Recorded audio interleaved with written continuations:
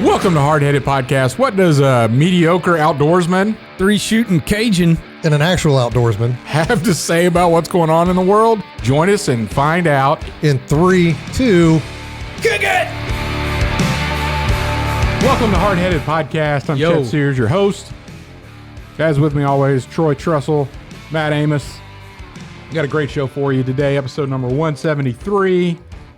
Matt is going to give us a good word at the end. Troy is going to tell us what's on his mind. And in the middle of that, we're going to talk about the top 3 skills you would bring to the apocalypse. When the hits the fan, what skills do you have to help your family, your friends, your neighborhood? SHTF. The right? SHTF moment. What skill? and that stands not what for possessions. Stuff hits the fan. stuff hits the fan, just to clarify out there. Right. Chet is potty mouth. We don't over even here. want you thinking bad words. Okay. Troy, what's on your mind? So I listened to a podcast the other day, another podcast other than ours. I know, it's crazy. Heartbreaker. And I had heard this story before, but it's I just realized that the NCAA has lost its mind in recent years.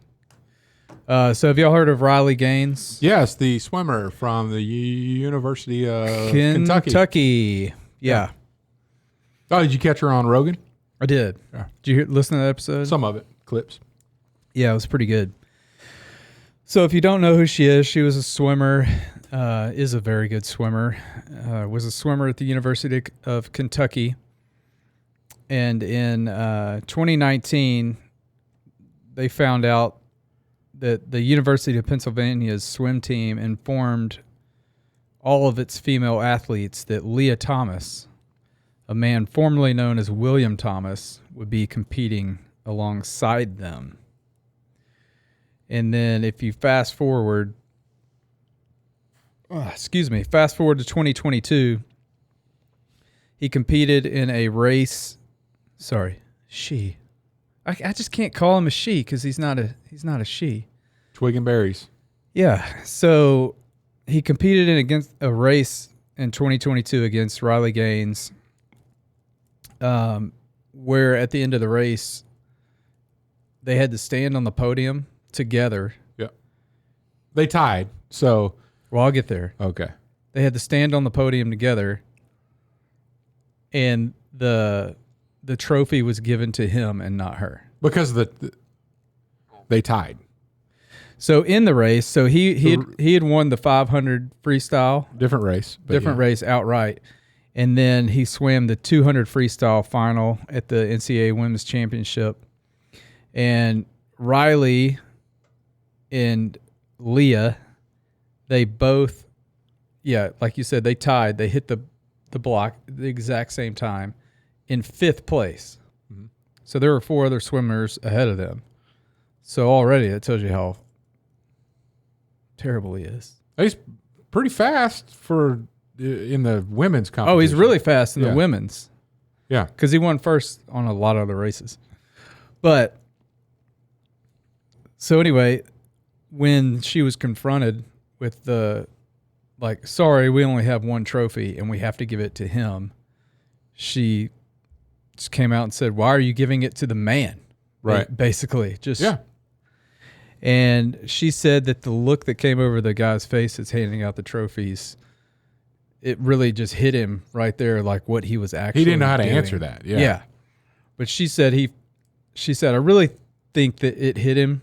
The Right. truth of what he was doing really hit him. But he said, we've been told by the higher ups, basically, I've got to give this to him. Yeah. And so, and since that's happened, so this guy, William Thomas, he is the first openly transgender athlete to win an NCAA Division I national championship, having won that 500-yard freestyle event in 2022. And he has been a part of the public debate about transgender women in women's sports because he's not a woman. Yeah, and this has been on my mind. It's just, I don't know how to handle it. Well, we're going to see in the courts because there are some of the NCAA athletes, the women athletes that have sued the NCAA because that's a Title IX civil rights violation. So are you familiar with Title IX? No.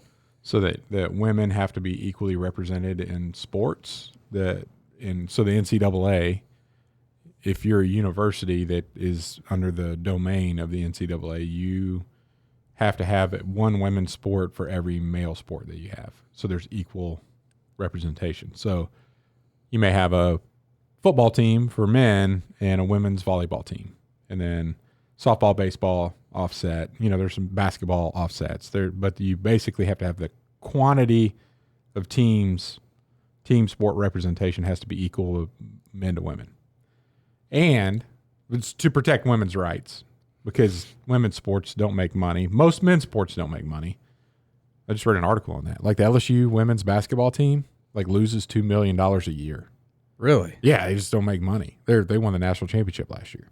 Because nobody goes to their games? Well, it's just expensive. So the conferences are so big now that you're flying all over the place instead of driving down the road. Right. So the expenses of all this stuff, and then you get into NIL and you're paying for this and getting that, and they just lose money. They do not make money. And basically, so football and some basketball programs make the money to support all athletics because the rest of them don't. They lose. They just lose money. So anyway, Title IX says it's a civil right for women to be represented in sports at public universities. And now the NCAA is letting men, biological males, compete in women's sports. In theory, when you look at physiology, if you are going to have, is it transgender men or transgender women? So I'm confused on that too. I don't know. Whatever. If you have a dude that's now not a dude, if you had a bunch of them in a running sport, let's just say, and the top 10 people make the cross country squad, and you had 10 males and they ran in the women's league and they beat all the women, you will not have women on the women's cross country team in violation of Title IX. You're letting. So the NCAA, it's going to be really interesting how this plays out. It's a civil rights issue that you're not allowing. Are we going to go by feelings or are we going to go by facts? And that's general. That's what this all comes down to. Yeah, and there's pretty decent argument that you need to go by facts. You would think. Yeah. And Riley's pretty outspoken about it and has been pushed to the front lines of this just because of that race. And then let's not even talk about competition. Locker rooms. Oh yeah. Well, she goes into the whole thing about her dad wasn't at the race because it was farther out of town or something for him to not be there, but he usually is at the races. But she was kind of glad that he wasn't at that race because he's the kind of dad that would have walked up in that bathroom and took care of business. Yeah. And but she called him because she said the first time, when you're in there and you're undressing and you're putting your swimsuit on, you're around a bunch of other women, we're just all doing our own thing and getting dressed. But when you hear the voice of a man, 3 feet behind you, yeah, immediately women start covering themselves. Right. Yeah, it's no longer a safe space. Yeah, it's not a safe space anymore. And so that happened in the locker room at that meet. And so when it happened, she said she called her dad and was like, "Dad, there's a man in the bathroom. Yeah. And we're going to have to compete against this guy." And he was like, "What? Yeah. Do I need to come down there?" Right. And she tells a story really good about, I told my dad, I can handle this. Don't worry about it. We got this. And so it was that day she decided this is not right. Facts are facts. Yeah, this is not right. I'm going to stand up and I'm going to fight against this. Yeah. And so, yeah, I just wanted to bring that to light because it's getting out of hand. It's just absolutely ridiculous. Yeah, I'm starting to see there seems to be more people speaking out against it for a number of different reasons. Safety. You could have a different moral compass than what we have and still look at this and say, that's not right. Like it's not fair. It's not safe. You look at, they had some mixed martial arts. They had a guy that transitioned. Oh, and just beat the tar out of a bunch of breaking women, faces. Yeah. Like it's not. Yeah, I beating on a woman. Like, yeah, I don't know. Yeah, that's not right. It's getting crazy out there. And then the fact that there's the competition side, and then there's the I'm gonna disrobe. It's pretty funny. There's a video out there of a woman complaining she's at a spa, and there's a dude that went into the women's changing room, and a lady came out and started complaining. It goes viral. They start recording, and she's like, "This is not." And then the lady's like, "Well, no, we have to be accepting." And she's like, "Hey, I don't have to be accepting for this." Just escalating. And to the point where she's like, he got erect, okay? In our locker room. It's like, there are people cracking up in the room because she's like, in a funny, livid way, but she is not having it. And that's like, how do you distinguish between somebody that has a true mental condition that may think they are something they're not, which up until the most recent years have been called gender dysphoria. Right. And a pervert. Like, how do you tell the difference between the two just in a locker room? Yeah, you can't. Right. Yeah. And so then that just leads to what they're calling now pedophiles, or they're calling them MAPs now. Nope. Minor attracted You person. will not hear me. Oh, you will never hear me say MAPs unless I'm defining it. I mean, that's just that's disgusting. I can't even think about that. But so the other thing that I had to do I know we talked about like the Catholic Church having executioners. Like, maybe we need to bring those back. I don't know. It's good. Hey, the Catholic Church can do some good here. They can maybe bring the executioner back, and let's just Bugatti.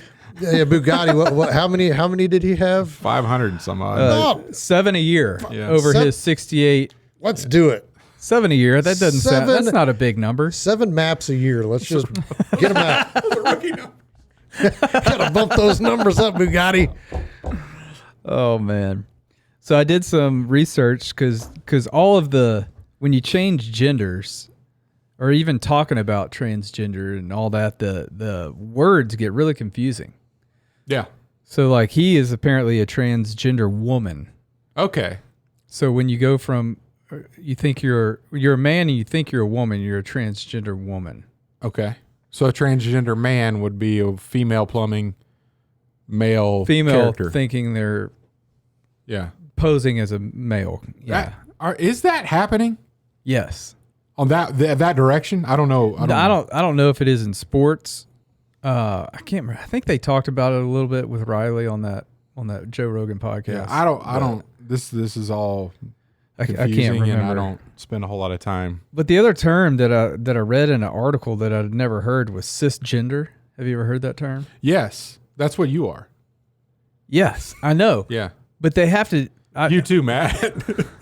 And me. Sounds so bad. But I had to look it up because they're talking about. There's a whole South Park episode AKA on it, normal. But when you're talking about a transgender, you have to differentiate the normal people by saying they're cisgender females. Because listen to this sentence: the transgender swimmer. So Leah Thomas, the transgender swimmer who was the center of attention at the meet because she was allowed to compete against cisgender females under NCAA rules. I literally had to go look up what cisgender was. Yeah. which is a term that is used to describe people whose gender identity matches the sex they were assigned at birth. Like, why is this? For example, someone who was assigned female at birth, and it's even AFAB. What is that? Anagram or Acronym? acronym? They even assigned female at AFAB. AFAB? AFAB. You're AFAB if you're assigned female at birth. Wasn't there a and identifies as a woman is a cisgender woman. On the other hand, an AFAB person who identifies as a man is a transgender man. wasn't there a song? And then there's non-binary. Have you heard of these people? They don't even know. Ray Stevens. Ahab the Arab. You remember that song? AFAB. I remember Ray Stevens. Okay. But non-binary. Now, look, language, I'm telling you, when people start changing terminology, there's social change coming. There's a reason they don't want to call it what they want. There's a reason they want to call it MAP instead of pedophile. Well, yeah. They said... And you're not assigned a gender at birth. You are a gender at birth. Right. Yeah. So non-binary is relating to a gender identity that does not conform to traditional binary beliefs about gender, which indicate that all individuals are exclusively either male or female. It's jacked up. It's we're reaching new levels of and one insanity. Interesting statistic that I heard is that when you start changing the words that you use to mean something else, collapse is coming. Yeah. To nation collapse. That's what happens when there's a big shift. Well, societal collapse, right? Right. The country's going along with it, like the powers that be. Yeah. So it'll be interesting. I'll be following the court case whenever it gets going. It's just we've reached a new low, people. Well, you mentioned confusing, and I was trying to find the actual verse for it, but Satan is like the author of confusion. Oh yeah, right. So if you think when they were on the boat in the middle of the sea and it was stormy, and so you think storms and you think confusion and you think fear and you don't know what's going on and everybody's just kind of floating out in the middle of the sea, and then God stands up and goes, peace, be still, and then calm. Right. So to me, that's kind of the picture analogy of what you're saying. I like it. I should have probably just saved that for the good word. But yeah, that's good. Yeah, so Riley Gaines, if you're listening, you want to help her support her cause, she does have a website you can go donate to and help out the cause. So, but yeah, that's what's been on my mind. That's amazing. Thank you, Troy. Yes, sir. Scary. We're going to take a break. When we come back, top 3 skills you bring to the apocalypse. At Admiral's Pennant, our mission is to offer the latest and refined, high-quality masculine products and services to the modern gentleman, as well as provide him with the tools and products necessary to look, act, and feel confident in his appearance and social interactions. Check it out at admiralspennant.com. Without it, you might as well shave. Shoot, I got skills. And we're back. Hosting skills, that is. Top 3 skills you bring to the apocalypse. Matt, how about you lead us off here? I will lead us off. Number 3. Dang near what I already just said, like just before the break. I bring calm. I don't freak out in situations that normal people freak out in. I'm wired differently. Yeah. I freak out when everybody's calm because I don't know. That's when I'm more tense, is when everybody's just kind of nothing going on. And then when everybody starts getting riled up, all right, hey, let's systematically, let's figure out what we got to do. So I bring a sense of calm. Okay. Number 2, I am EMT and combat lifesaver trained. So I do have some medical background that I can at least get you to stay alive for a bit. You will need to see some professional help, but for the most part, anything. I'll be honest with you, that's a lot better than calm. Because if I'm in that, if it all went down, right, I may need EMT skills, but I'm not going to be begging for, wish somebody was here that was calm. You will. No. Because when you're on the ground, you're bleeding out. You don't want somebody freaking out. You want somebody calm. Because if I come up to you, so that they're together, this is what I bring as a package. 3, 2, 1. Okay. All right, I bring calm. If there's a medical emergency, guess what? 3, 2, 1, kick it. Hey, guess what? Hey, you're going to be fine. Man, that leg, it's pretty jacked up. Not going to lie. We're going to get it on there. Because when I had even when I was injured and I had corpsmen working on me, that calm, they knew what they were doing. They were working fast. And they were like, they weren't messing around, but it was like, hey, we're going to get this, we're going to get this, we're going to do this, here's what we're going to do. And that calm reassurance was key. And then give me the 3, 2, 1 package. What's number 1? Number 1 is I take up less space. But I bring a set of knowledge and skills that your kids will not. So lose the kids, bring me. Hey, and hope that you charge your leg. But I'm just saying, before the power goes out. If you have a doomsday, like I said, it goes into free swing. It's mechanical. It's fine at that point. I don't need it. I have to just wait for it to completely die. That said, if you have a doomsday bunker, I'd take up less space. I'm just saying, and I have EMT training, and I'm calm. We won't even bring the firearm skills into it, but I am pretty good with those. All right. Because hopefully you wouldn't have to need those, right? Okay. I'll think that's not a bad list, Matt. I know it's not. I'm awesome in the apocalypse. Number 3, food gathering.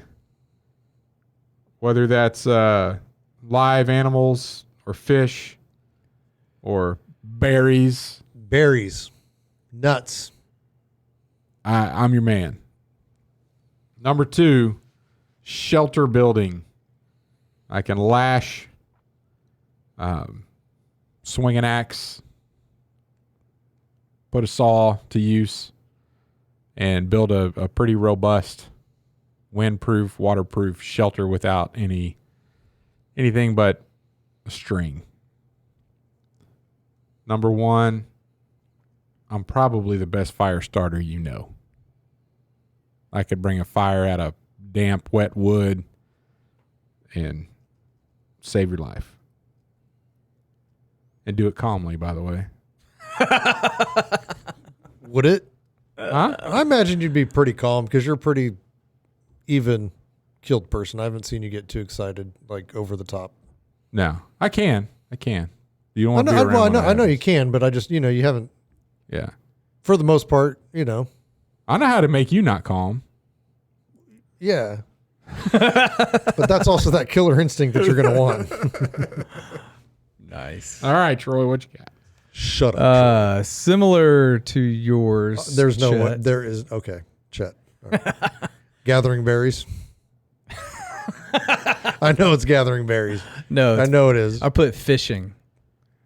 I could catch some fish. Number 2, fire making. Really? Yeah, I know how to He's make better. a fire. He says he's better than you. One match fires? I don't know. I don't need one match. Probably not going to have a match in the apocalypse. I just make a fire. Okay. Stare it down. Wow. Yeah. Okay. All right. If Tom Hanks could do it, I can do it. I'm pretty sure if we had a competition. I'm not saying. That's your number 2. I'm happy to compete against you. Yeah. But I'm not. Who knows? You better come up with something different, or else we don't need each other. Well, maybe we don't. Archery is my number 1. I do not have that. What? Troy. I'll take you on anytime, Matt. He has a bow. That's This is too funny. Did the deer die?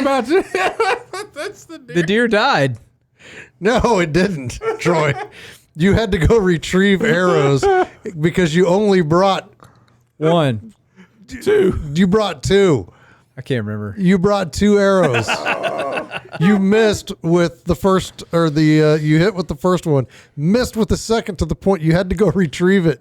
and then back up 15 yards, shoot it again, and somehow you managed to gut shot it at 10 yards as it's paralyzed laying on the ground.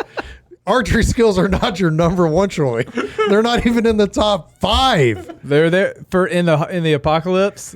You think you're just gonna? He will be so focused. I'll have He will so will much that arrow time. to the heart. I'll have Listen. so much time to practice and even get No, better. you won't, because those arrows are going to be gone. You've only brought 2, and then you're going to ask somebody, "Hey, man, do you got some arrows? Will those work in my bow?" No, Troy, that's not the way arrows work. There's different grains and different lengths. I mean, goodness gracious. Number 1, archery. Oh, terrible number 1. That may be his number one skill. That being terrible. I'm just saying.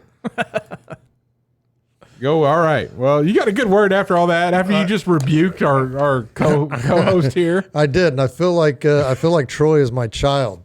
And that's going to come in here at Ephesians 6:4. Fathers, do not provoke your children to anger, but bring them up in discipline and instruction in the Lord. And I think this whole issue with gender identity and a lot of the issues that we're currently having is because there is a lack of dads there to define some of those roles, and good mothers and godly relationships between those parents to identify whose role is what, why they have those roles, and how those roles were established. And I mean, the further away, if anybody's noticed, I mean, we look back and everybody's like, man, it was so, back in the day, it was so great. It was so great back in the day, the 50s and 60s. Oh, they were, that was really a good time, and then you got all the civil rights people that come out and say, well, no, it wasn't, and I get that, but the relationship, if you take that out of it, the government, let's take the government out of it. And we go back to the family back then. Even didn't matter if you were a black or white family, you had A core family. you had to stay together. You had a core family unit that attacked things together as a family, and you don't have that now. It's like every person for themselves, and and there traditionally has not been recently good roles that identify what a man should be, or what a woman should be. And I think we've kind of lost that. And I've been thinking about that a lot recently, actually. So, because I for one, I sure as heck don't know. I wasn't told, hey, here's what it means, And so, just kind of been working at that recently. And so that's kind of what brought that to mind when you're talking about people that are confused and they think they're one way and they're not, it's just like, well, because nobody sat them down and said, no, sorry, that's not right. It's just been, oh yeah, no, that's fine. You are who you are, and that's okay. And that's not the case. I mean, people have twisted that. And again, that's the devil is the author of confusion, so people have twisted that meaning. Like, it's okay to be you. Yes, it's okay to be you, but it's not okay to pretend that you're somebody else or something that you're not. And again, just defining those roles. So that's my good word anyway. Just don't provoke your children to anger, but bring them up to fear the Lord. Bring them up, yeah, to fear the Lord. So there you go. Thank you, Matt. Very good word. Thank you, Troy, for what's on your mind. Unless that child is Troy talking about archery as number 1 in the apocalypse, and then you destroy that kid. We'll talk to you next week. Thanks for tuning in. Thanks for listening to the Hardheaded Podcast. Don't forget to share this podcast with others to help us get the word out. Also, if you haven't yet, please rate and review the show. This helps our podcast show up in other people's suggested shows that may or may not have listened to us before. Thanks for listening, and we'll see you next week.